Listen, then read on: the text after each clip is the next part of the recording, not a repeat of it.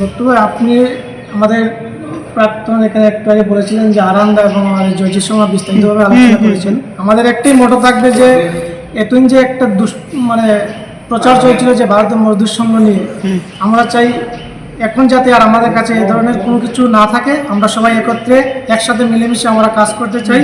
এটাই কারণ ভারতীয় মজদুর সংঘ হচ্ছে প্রথমে রাষ্ট্রহিত, তারপর উদ্যোগিক, তারপর শ্রমিকহিত।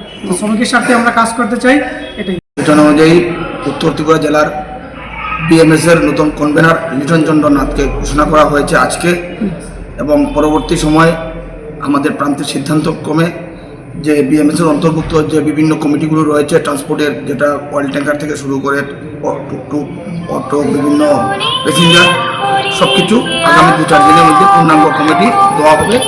পরবর্তী সময় তাদের বিএমএসের প্রান্ত যোজনা অনুযায়ী পুরা কমিটি ঘোষণা করা হবে।